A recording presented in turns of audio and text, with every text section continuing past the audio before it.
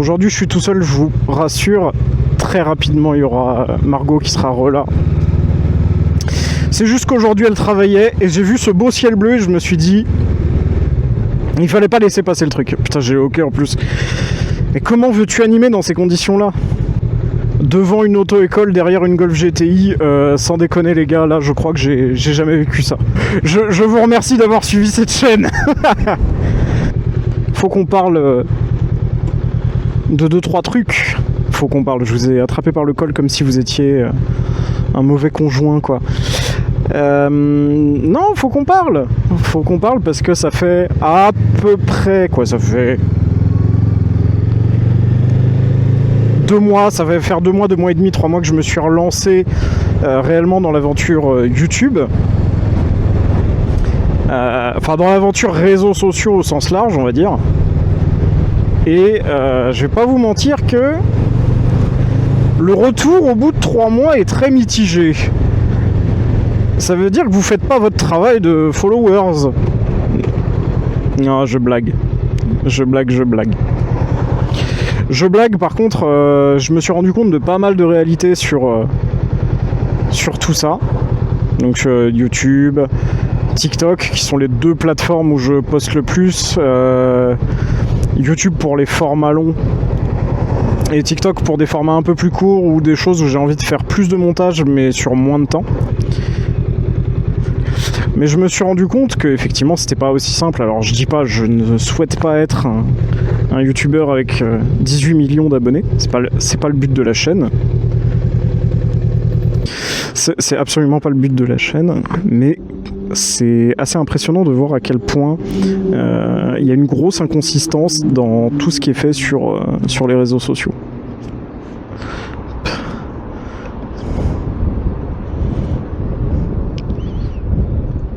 Je vous montre pas mes codes de carte bleue, j'imagine. Ouais. Hop. Donc je me suis rendu compte qu'il y avait pas mal d'inconsistances entre les différents types de contenus. Ce qui est le plus régulier, bien évidemment, c'est YouTube. Avec quand même de temps en temps des trucs où ça met en avant bien le contenu. Et par contre, là où j'ai des gros ralentissements, c'est sur TikTok. Où je comprends pas bien.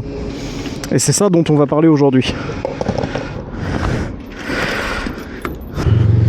Donc vraiment concernant TikTok, il y a un vrai problème je trouve concernant la récurrence à laquelle le contenu perce pas. Alors attention, encore une fois, je vous le dis très honnêtement, je n'ai pas pour but d'être le prochain MrBeast, loin de là, je ne veux pas ce train de vie. Par contre, j'ai un petit peu analysé les stats que je faisais sur ce réseau. Là où sur YouTube ça reste à peu près constant, il y a des vidéos où on voit qu'il y a un petit peu plus d'engagement que d'autres parce que j'y ai mis un peu plus de temps, de qualité. Globalement, j'arrive à corréler les chiffres avec quelque chose d'intéressant. C'est-à-dire de savoir qu'est-ce que vous aimez pas, qu'est-ce qui plaît pas. Ça, effectivement, sur YouTube, c'est assez facile de le faire. Par contre, sur TK, c'est impossible. C'est-à-dire que, bon, je sais qu'il y en a qui réussissent, je sais qu'il y en a qui ont les clés du succès, il y en a qui proposent même des formations et c'est très bien. Et je dénigre absolument pas ni le point de vue, ni le retour d'expérience. Mais par contre, il faut admettre un truc, c'est qu'effectivement, il y a des énormes inconsistances entre ce qui est posté, ce qui marche et ce qui marche pas. Exemple, ce matin, j'ai fait une vidéo avec 2 poils de montage, 4 images et un peu de musique. Elle a eu du trafic immédiatement, tout de suite beaucoup de likes et elle a stagné à 300 vues. À un autre moment, j'ai fait un format long, cette fois-ci pas en 16/9, 16/9 c'était le cas de celle d'avant. J'ai fait un format un peu plus long, d'1 minute 30 et quelques, en 9/16, donc le format recommandé par la plateforme. Et là, pour le coup, ça n'a pas marché. Je comprends pas. Donc c'est là que je commence à avoir quelques incompréhensions vis-à-vis de ce réseau social qui, je trouve, est très limitant dans son approche de l'algorithme.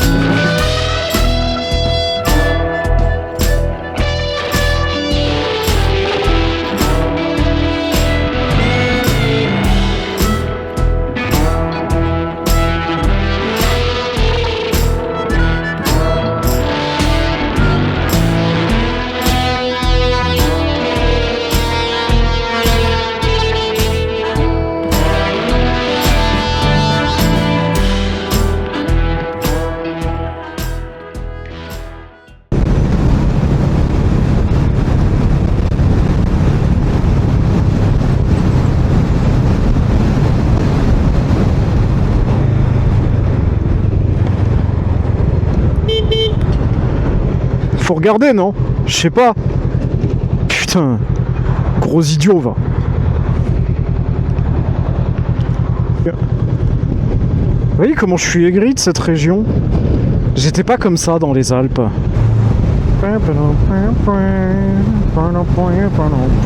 C'est pas du tout ce que j'écoute, hein. Là il y a du gros métal sa mère dans mes oreilles. C'est ça qui m'embête.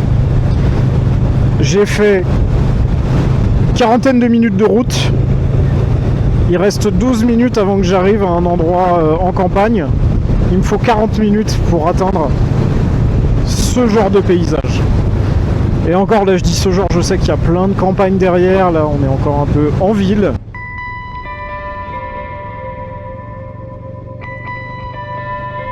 C'était bien dans mon cul toi aussi.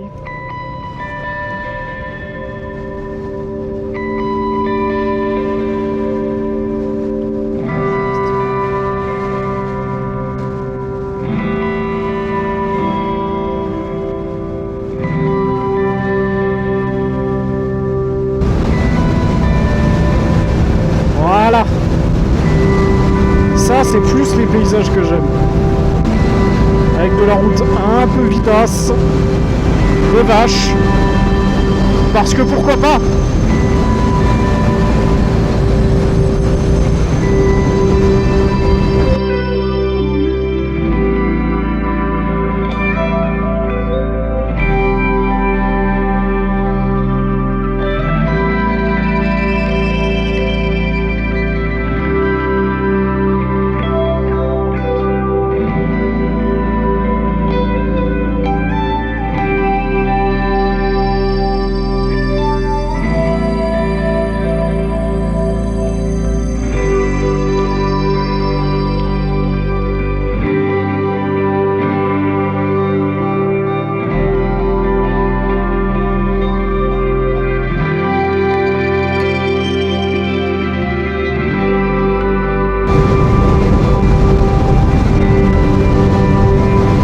Je pensais pouvoir faire un petit peu plus de vlog aujourd'hui.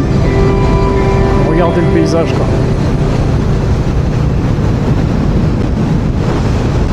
Ça m'avait manqué qu'il fasse beau comme ça. Je vous jure que ça joue, je le sais, hein, ça joue sur le bien-être.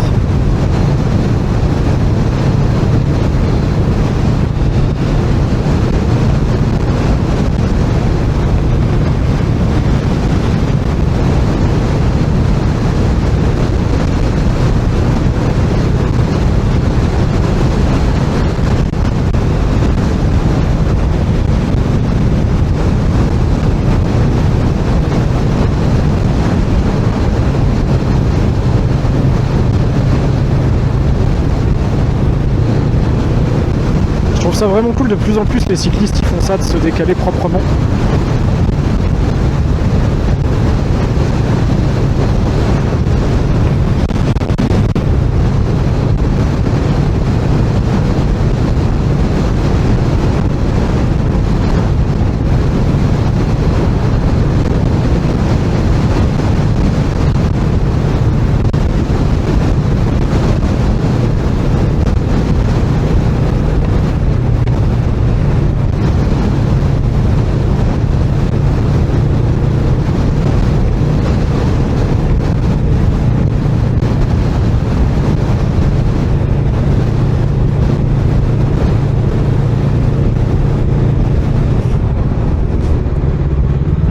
En fait, il y a des moments où j'ai tendance à oublier pourquoi je fais tout ça, pourquoi je travaille.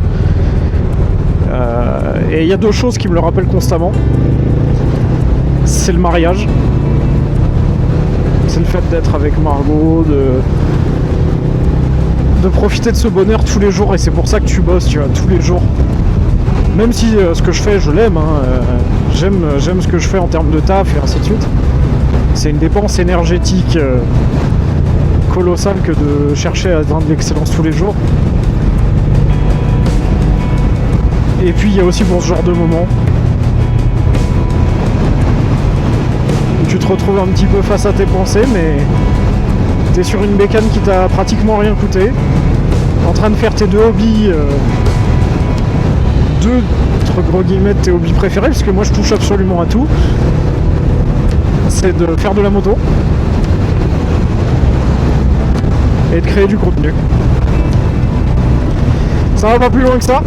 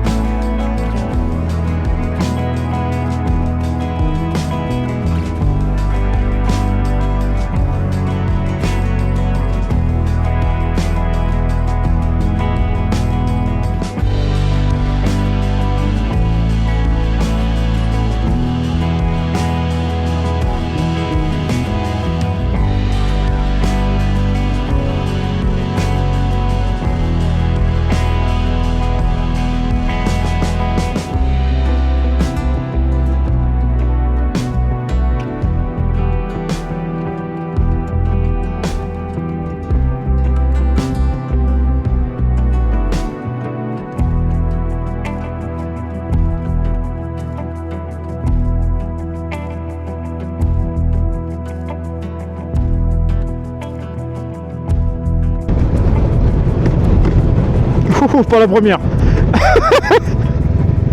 Je sais qu'on est passé de 90 à 50, pas la première, Pierre. Ce qui est rigolo, c'est qu'il y a eu un gros questionnement cet été vis-à-vis des motos. Vis-à-vis des deux motos, est-ce qu'on garde le CB? Est-ce qu'on garde la Rebelle? Est-ce qu'on garde les deux? Parce qu'il y a eu tout le problème avec le bridage, où on ne sait pas encore si ça va être possible pour le CB, ce qui m'inquiète un petit peu. Au-delà de ça, il y a une question qui s'est posée: est-ce que j'achèterais pas la 1100 parce que maintenant que j'ai la passerelle, ou du moins que je vais avoir la passerelle, j'ai reçu la notification que ça avait été validé, et Margot aussi. Voilà, est-ce que je passerai pas directement sur plus gros? Mais il y a un attachement qui s'est créé, mais je sais que c'est un 500 cm3 qui est vu comme l'une des motos les moins bien appréciées de la communauté moto en France. Quand tu regardes, il y a tout le monde qui te dit ça rame du cul, ça ne tourne pas, ce qui est un peu vrai, ça ne freine pas non plus. Mais déjà, c'est ma première moto, j'y suis énormément attaché. Et de deux, c'est pas si pire que les gens le disent. Et j'ai même envie de vous dire, elle est pas immaniable.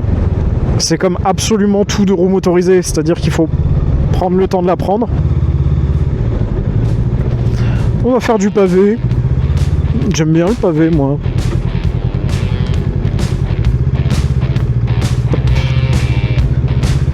Tac. On va se mettre face. Ouf, petit.